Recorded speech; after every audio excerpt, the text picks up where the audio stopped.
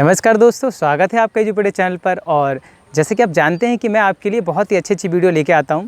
और अभी तक मैं 9th की वीडियो बना रहा था और काफ़ी छोड़ के वीडियो बना रहा हूं। काम जो है ध्यान नहीं दे रहा। एक्चुअली मैं कुछ और कर रहा था, किसी और काम में बिजी था। तो अब मैं 10th के लिए वापस जो है कि सीरीज़ शुरू करने वाला हूँ साइंस वीडियोज़ की। हालाँकि 120 वीडियो ऑलरेडी हमारे चैनल पर साइंस की ही 120 वीडियो ऑलरेडी चैनल पर हैं, लेकिन उसके बावजूद बहुत डिमांड था कि सर आप एक बार बोर्ड पर समझाएं। तो अब मैं आपको बोर्ड पे समझा रहा हूं।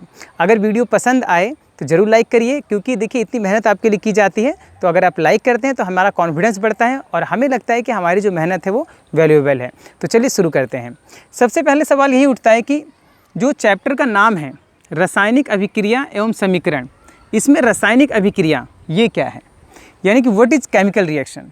ओके, तो सबसे पहले यही सवाल है कि रासायनिक अभिक्रिया क्या है। रासायनिक अभिक्रिया यानी केमिकल रिएक्शन।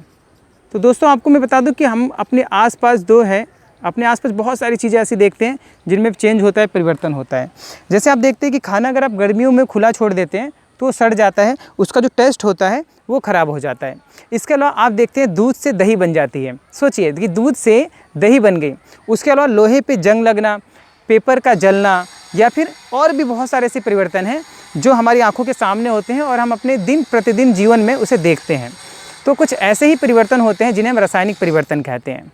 जैसे अगर सबसे बेस्ट मैं आपको बताऊं तो इन सभी एग्जाम्पल्स में, इन सभी उदाहरणों में क्या चीज़ बदल रही है आपको पता चला।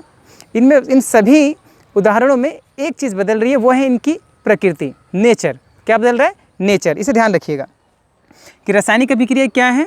ठीक है, तो किसी वस्तु की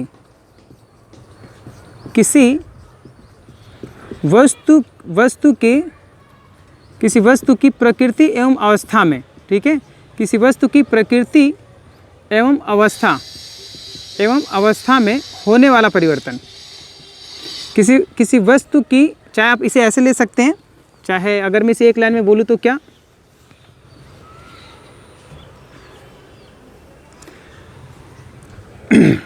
वह परिवर्तन, ऐसे आप लिख सकते हैं,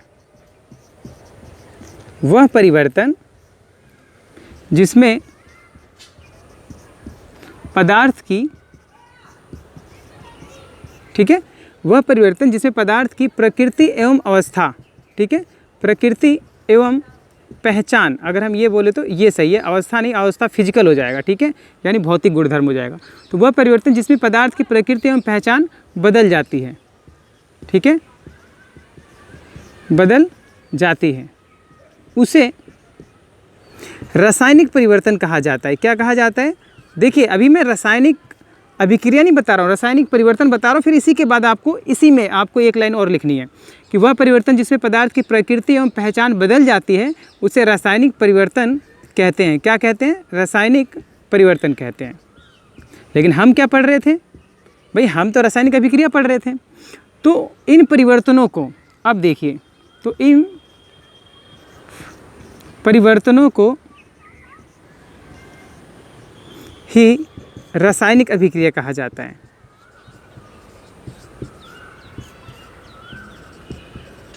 या फिर यूं कहिए कि इन परिवर्तनों में होने वाली घटना, ठीक है, इन परिवर्तनों में होने वाली घटना, ऐसे लिख सकते हैं, ये बेहतर है, ठीक है। इन परिवर्तनों में होने वाली घटना रासायनिक अभिक्रिया कहलाती है। ओके,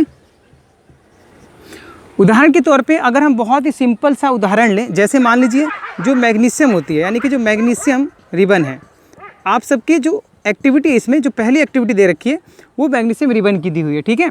मैग्नीशियम रिबन दोस्तों ये मत सोचिएगा कि एक रिबन होती है। मैग्नीशियम रिबन ऐसे कपड़े की कोई रिबन नहीं होती, मैं आपको पहले बता दूं, ठीक है। एक्चुअली मैं उसका प्रैक्टिकल करवा चुका हूँ और वीडियो उसकी ऑलरेडी है हमारे चैनल पर, आप वहाँ से देख सकते हैं।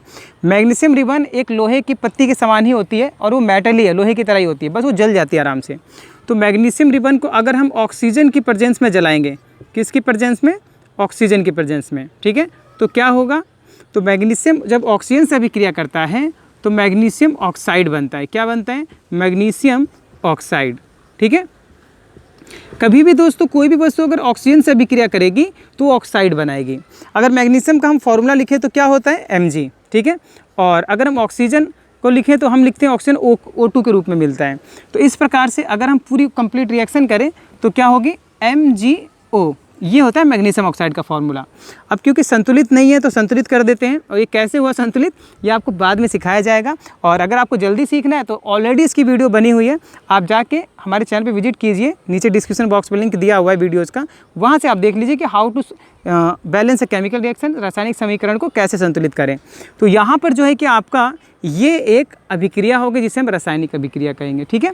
तो रासायनिक अभिक्रिया क्या है, यानी कि ऐसी होने वाली घटनाएं, डायरेक्ट आपको इसकी जो डेफिनेशन है कहीं नहीं मिलने वाली, ठीक है। आपको पहले ही बता दूं, उदाहरण के साथ ही आपको समझाया जाएगा, फिर भी मैंने इसकी डेफिनेशन बनाने के लिए बिल्कुल सही सटीक जो है कि शब्द लिखे हैं कि वह परिवर्तन जिससे पदार्थ की प्रकृति, यही इंपॉर्टेंट है दोस्तों, पहले बता रहा हूँ, यही दो चीज़ें इंपॉर्टेंट है, ठीक है। उदाहरण के लिए अगर आप देखेंगे ये कैसा था, ये था, इसमें क्या हुआ कि इसमें इसकी प्रकृति बदल गई।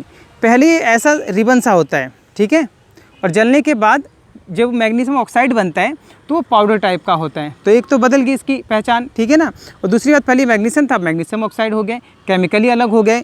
इसकी प्रकृति और इसकी प्रकृति का कोई मैच नहीं है, पहले बता दूं। ये प्रकृति और ये इसका नेचर, दोनों का जो नेचर है बहुत ही डिफरेंट है, ठीक है। तो ये थी आपकी रासायनिक अभिक्रिया यानी केमिकल रिएक्शन, ठीक है।